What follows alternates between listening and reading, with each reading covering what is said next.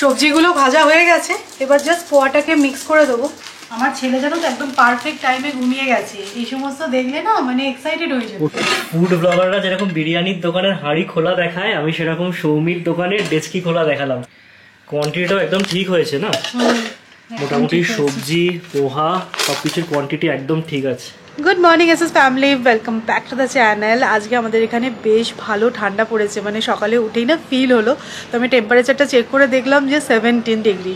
তো কলকাতায় আর পুনেতে মোটামুটি সেমই। মারাও বলছিল যে কলকাতাতেও খুব নাকি ঠান্ডা পড়েছে। তো এখানে তো এতটা ঠান্ডা পড়ে না, বাট থেকে থেকে দেখছি ঠান্ডাটা এবারে পড়ছে, ভালোই লাগছে বেশ। তোজো তোজো আমাদের একটু রিমোটটা এনে দেবে, আমরা একটু টিভি দেখবো। রিমোটটা একটু এনে দেবে আমাকে, দাও না গো প্লিজ।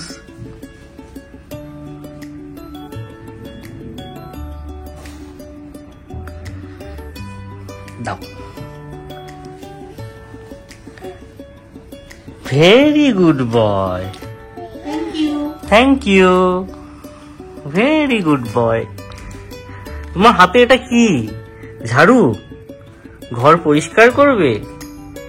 এটা হচ্ছে তোজোর ঝাড়ু, এটা দিয়ে ঝাড় দেয় ও।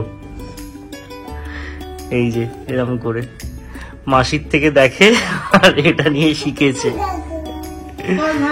ঝাঁট দিয়ে দাও, ঝাঁট দিয়ে দাও, ঝাঁট দিয়ে দাও, ভালো করে ঝাঁট দিয়ে দাও। নোংরা হয়েছে ঘরটা, ঝাঁট দিয়ে দাও। এই দেখো বসে বসে ঝাঁট দিচ্ছে। এবারে যখন কলকাতায় গেলাম, আমি এই মানি প্ল্যান্ট গাছটাকে নিয়ে না খুব টেনশনে ছিলাম। সব গাছই তো নিচে রেখে গেছিলাম, বাট এটা তো আর নিচে রেখে যাওয়া যেত না, কারণ এটা পুরো ট্রেলিং প্ল্যান্ট আর পাইপটাকে না জড়িয়ে পুরো উঠছে।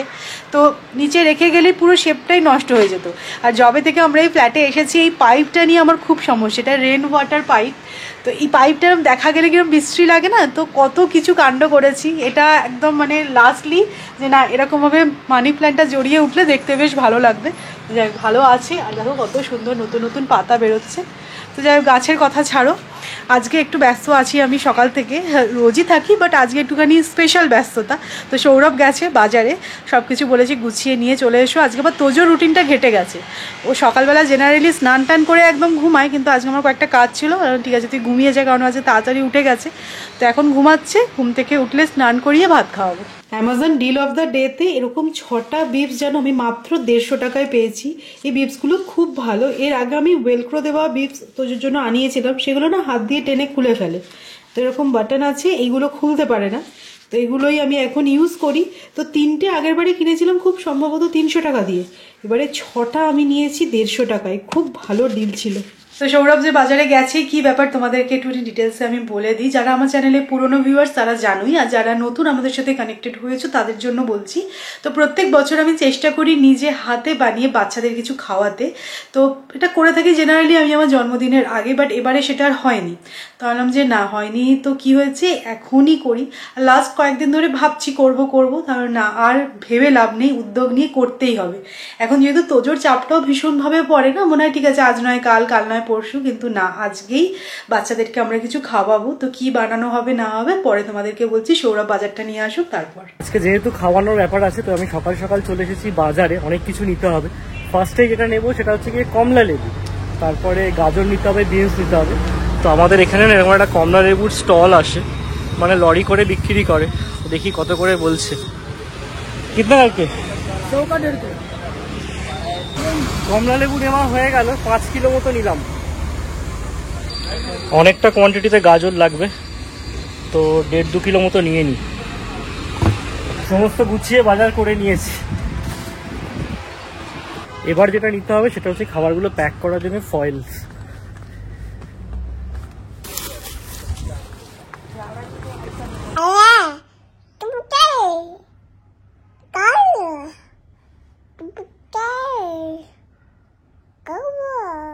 খাবো কি খাবো?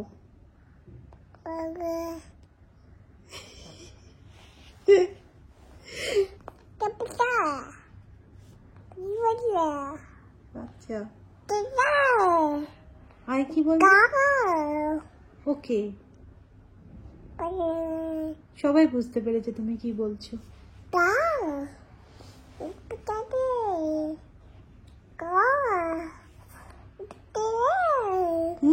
খেতে খেতে মনে হলো যে না এটা তোমাদের সাথে শেয়ার করতেই হবে, তাই বললাম যে শেফকে একটুখানি ক্যামেরাটা ধরতে। তো আজকে অনেকটা লেট হয়ে গেছে, আমাদের ব্রেকফাস্ট হয়নি, তো সৌরভ আমার জন্য ব্রেকফাস্ট বানিয়েছে। আর্টিস্টের আর্টটা দেখাচ্ছে দেখো। না সে একটা মিমস খুব আছে জানো তো, যে লাভ ম্যারেজ হলে এরকম জিনিস পাওয়া যায়, অ্যারেঞ্জ ম্যারেজ হলে সে গোল্ড রুটি পাওয়া যায়। আজকে সেরকম হয়ে গেছে।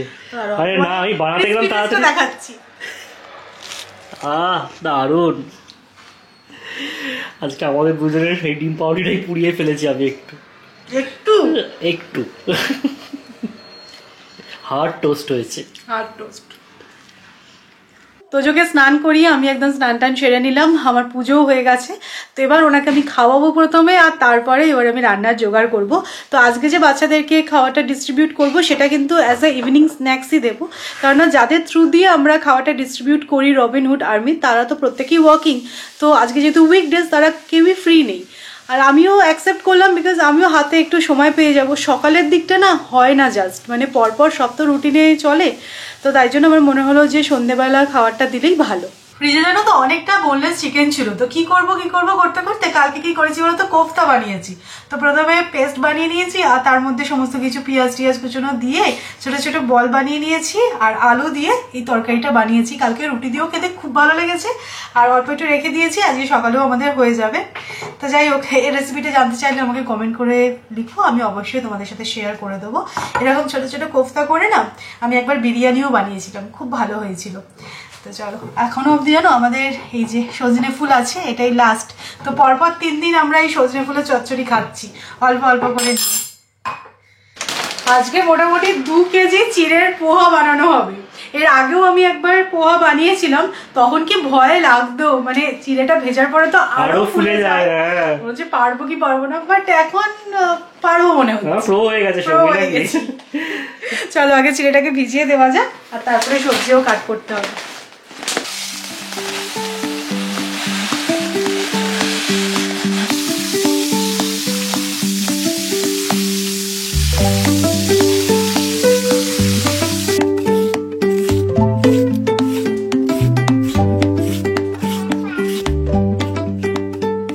এর মা এখানে রান্না বান্না জোগাড় করছে, আর আমাদের বড় হেল্পারকে দেখো সবসময় মায়ের পায়ে পায়ে ঘুরছে। কি করছিস রে তুই? হ্যাঁ, মাকে হেল্প করছিস না, এসব করছিস? হ্যাঁ, মাকে একটু হেল্প কর। হাঁটছে দেখো, 2 হাত দুলিয়ে চলে গেছে, বুঝলে, লজ্জা পেয়েছে। তাই দেখছি।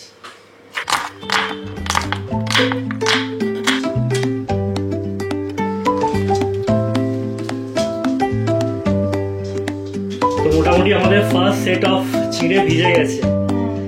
এত তো বড় জায়গা নেই অতটা চিড়ে ভেজানোর জন্য, দুবারে করতে হলো। পোহার সাথে মনে হলো যে প্রোটিন কিছু অ্যাড করা যাক, তার জন্য ডিম সেদ্ধ করছি। আর সৌরভ বলেছিল আমাকে লাস্টবার, আমার মনে আছে, যে ডিম সেদ্ধ দেখে না সবাই খুব খুশি হয়েছে। হ্যাঁ, বাচ্চাগুলো যখন জেনেছিল যে ডিম সেদ্ধ আছে, হাসিটা দেখার মতো ছিল। যাই হোক, আমিও যাই ওদের সাথে ডিস্ট্রিবিউশনে। আগানোর এই এগ বয়লারটা এত ভালো, একসাথে দেখো 8খানা ডিম বয়েল হয়ে যাচ্ছে।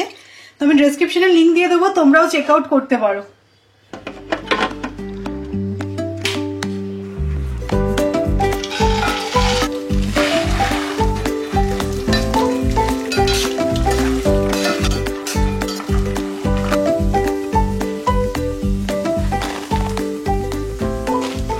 এদিকে বাদামটা ভেজে রেখে দিলাম, আর চিড়েটা না প্রথমে আমি কি করছি বলতো, নুন, অল্প একটু চিনি আর হলুদ দিয়ে মিক্স করে নেব। যেহেতু এতটা কোয়ান্টিটিতে না চিড়েটা অ্যাড করার পর এগুলো ভালোভাবে মিক্স করা পসিবল হবে না।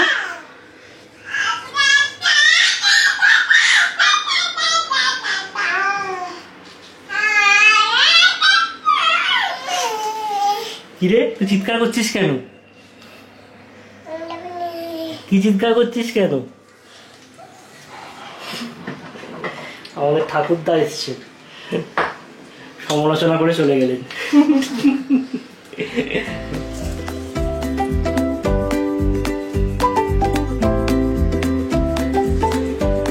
আগে যতবারই এরকম লার্জ কোয়ান্টিটিতে খাবার বানানো হয়েছে, আমাদের এই হেল্পিং হ্যান্ডটা ছিল না বলে খুব অসুবিধা হতো, তাই না? সত্যি। এই না না না না, ঠিক আছে, এতটা সাহায্য না করলেও চলবে। দেখো হাত দিচ্ছে না, মানে চুক্তি দিচ্ছে আর কি, দিয়ে দেবো কিন্তু এরকম ব্যাপারটা আর কি। করে না ওরকম। তুই চুক্তি দিচ্ছিস মাকে? হ্যাঁ করে না, বদমাস। হ্যাঁ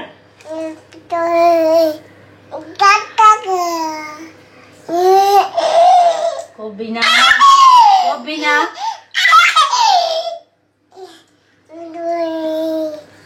তুইও আজকে ইভিনিং স্ন্যাক্সে পোহা খাবি, ঠিক আছে? হ্যাঁ, ওর জন্যও রাখবো।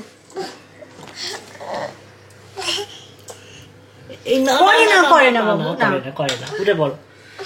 চলো চলো এসো। ফার্স্ট সেট অফ ডিম সেদ্ধ রেডি।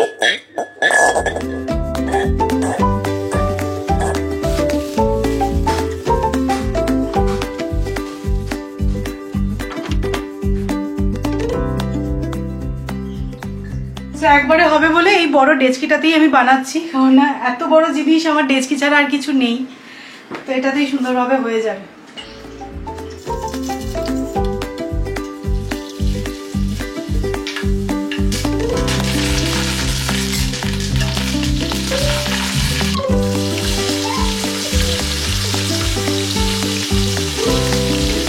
যেহেতু বাচ্চারা খাবে তাই আমি একদম কম কোয়ান্টিটিতে কাঁচা লঙ্কা দিচ্ছি, 4টে কাঁচা লঙ্কা 2 কেজি পোহাতে দিচ্ছি।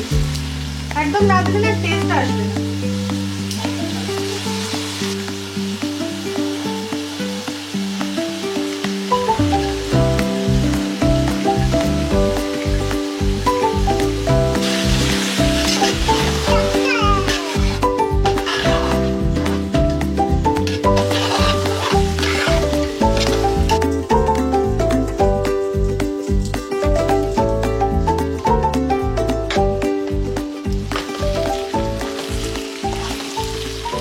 সবজিগুলো ভাজা হয়ে গেছে, এবার জাস্ট পোহাটাকে মিক্স করে দেবো।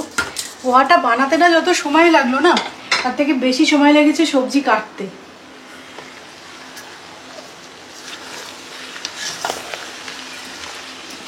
একটা জায়গায় হবে নাকি দুটো জায়গায় ভাগ করে করতে হবে?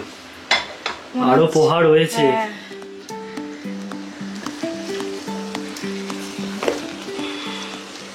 সবজিগুলো ভাজার সময় সময় চাপা দিয়ে ভাজছিল, তো চাপাটা হঠাৎ করে খুলতে গিয়ে ভাপটা লেগে গেল। হ্যাঁ, পুরো হাতটা জ্বলে যাচ্ছে। সাবধানে।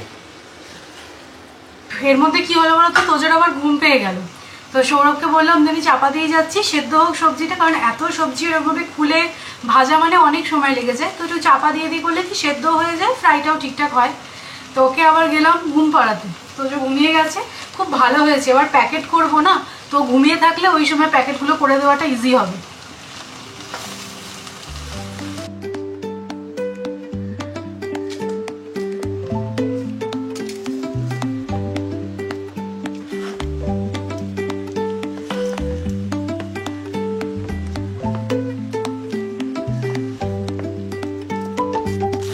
যেটা কাটতে ভুলে গেছি সেটা হচ্ছে ধনে পাতা, নিয়ে তো রেখেছিলাম, কাটবো ভুলে গেছি।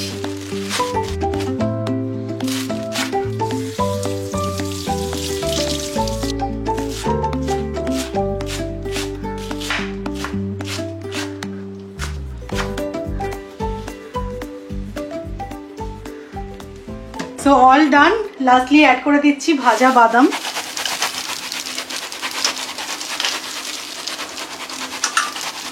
আমার ছেলে জানো তো একদম পারফেক্ট টাইমে ঘুমিয়ে গেছে, এই সমস্ত দেখলে না মানে এক্সাইটেড হয়ে যাবে, অতি ব্যস্ত হয়ে পড়তো, তাই না? তা আমাদের এখন প্যাকেটিং চলছে, অ্যাকচুয়ালি পোহাটা গরম আছে, ওটাও ফয়েলে পরে ভরা হবে। তার বাইরেও আমরা একটা এরকম জিপলক ব্যাগে একটা কলা, একটা অরেঞ্জ আর একটা ডিম সেদ্ধ দেওয়া হচ্ছে, তো এই প্যাকেটিংগুলো তাড়াতাড়ি করে ফেলা হোক।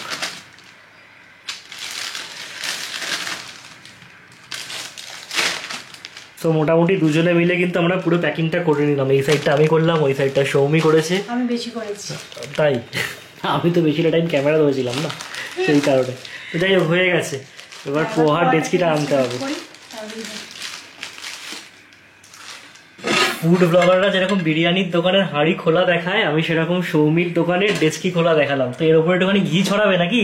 না, এটা তো পোহা, বিরিয়ানি হলে ঘি ছড়ানো হতো না। দেখো পোহাটা কিন্তু একদম সুন্দর দেখতে হয়েছে, ঝরঝরে হয়েছে। এবার খালি প্যাকেজিং হবে নাকি? একদম। এখানে ফয়েলস আনাই হয়েছে, প্যাকেজিং করলে আমাদের পুরো কাজ ডান আজকের মতো। একদম অন টাইম আছি আমরা, একদম 6টায় আসবে বলেছিল, আমাদের 4:30 বেজেছে। We are on time.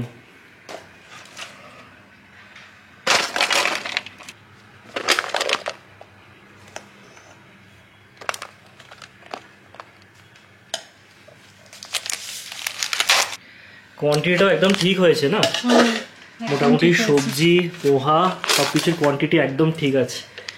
এখানে সব প্যাকেজিং হয়ে গেছে অলরেডি অনেকগুলো। সো অল ডান। তোজো এখনও ঘুমাচ্ছে, আমি জাস্ট এটাই চাইছিলাম যে তাড়াতাড়ি করে যেন আমি তোজো ঘুম থেকে ওঠার আগে এই প্যাকিংটা করে নিতে পারি। তো আমাদের কাছে একটা বড় সড়ো এরকম আইকিয়ার ব্যাগ আছে, তো এই ব্যাগটার মধ্যে সব কিছু গুছিয়ে নিলাম, তাহলে যারা নিয়ে যাবে তাদের ক্যারি করতে সুবিধা হবে। দেখো সত্যি বলতে পোহাটা হয়তো না বানিয়ে কিনে এনে দিলেও হতো, বাট আমার মনে হয় এটা অনেক বেশি আন্তরিক লাগে। তো প্রথম বছর অনেক কিছু বানিয়েছিলাম, রাইস তারপরে চানা, কিন্তু এখন তো অতটা কিছু বানানো পসিবল হয় না, তাই জন্য আমি স্ন্যাক্স হিসেবেই এইগুলো দিই। তো চলো, এটা একটা ছোট্ট প্রয়াস তোমাদের সাথেও শেয়ার করলাম। আর যারা তোমরা পুনে থেকে আমাদের এই ব্লগটা দেখছো, তারাও যদি এরকম ছোটোখাটো কিছু ডিস্ট্রিবিউট করতে চাও, তাহলে অবশ্যই আমি ওদের নাম্বার দিয়ে দেবো, রবিনহুড আর্মি, ওদের সাথে কন্ট্যাক্ট করতে পারো। তুমি জাস্ট অ্যারেঞ্জ করে দেবে, ওরা গিয়ে কিন্তু ডিস্ট্রিবিউট করে দেয়। আর সৌরভ যদিও যায় প্রত্যেকবার, কিন্তু যদি তোমরা নাও যেতে পারো তাহলেও কোনো অসুবিধা নেই, ওরা গিয়ে ডিস্ট্রিবিউট করে দেবে।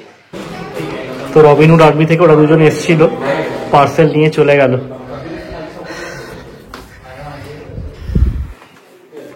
তুই কম্বলটাকে মাটিতে ফেলেছিস, ফেলে কি করছিস? এটা কি হচ্ছে? মাকে বলবো এই যে বদমাইশি করছিস? বলবো আর কি? হ্যাঁ, দাঁড়িয়ে আছে তো মা এখানে, এসব বদমাইশি করছিস। নিজেই টেনে ফেললো কম্বলটা, জানো? গায়ে খুব জোর হয়েছে, খুব জোর হয়েছে গায়ে। হ্যাঁ, নাও রেখে দাও, কম্বলটা নোংরা হয়ে যাবে, উপরে তুলে রাখো। একবার করে আর চোখে মায়ের দিকে তাকাচ্ছে, মায়ের রিয়াকশনটা কি হয় সেটা জানার জন্য। রেখে দাও, চলো উঠে পড়ো, উঠে পড়ো। আমরা চলে যাচ্ছি, তুমি থাকো, কম্বল নিয়ে দাও, টাটা। না কি আবার চলে যাচ্ছি। আজকে ফুড প্যাকেটগুলো ডিস্ট্রিবিউট করতে যাওয়ার আমারও ইচ্ছা ছিল, কিন্তু অ্যাকচুয়ালি ওরা একটু লেট করে আসলো, আর আমারও ঠিক সেই সময় অফিসে একটা মিটিং ছিল, তো আমিও যেতে পারলাম না। ঠিক আছে, ওরা তো গিয়ে ডিস্ট্রিবিউট করে দেবে আমাদের বিহাফে, কোনো অসুবিধা নেই। দেখো বাচ্চা আছে বলে এবছর এই জিনিসটা স্কিপ করলেও হতো, কিন্তু কোথাও গিয়ে মনে হলো বাচ্চা আছে বলে আমরা তো অন্য কিছু স্কিপ করছি না, অজুহাত দেওয়ার হলে দেওয়াই যায়। বাট হ্যাঁ, এই যে নোবেল কজটা আমরা প্রত্যেক বছর নিয়ে থাকি, সেটা এবছর কেন মিস যাবে? তো সেই কারণেই আর কি ছোট্ট উদ্যোগ। আশা করি যাদের জন্য এগুলো করা তারা খুশি হয়েছে। তো চলো আজকের ব্লগটা এখানেই এন্ড করছি। সৌমি একটু টায়ার্ড, অবভিয়াসলি সেটা হওয়ারই কথা। যদি আজকের ব্লগটা ভালো লেগে থাকে তাহলে অবশ্যই করে লাইক করো, শেয়ার করো, আর যারা নতুন দেখছো প্লিজ চ্যানেলটাকে সাবস্ক্রাইব করে নিও। কালকে আবার দেখা হচ্ছে একটা ইন্টারেস্টিং ব্লগে। ততক্ষণ টাটা, গুড নাইট।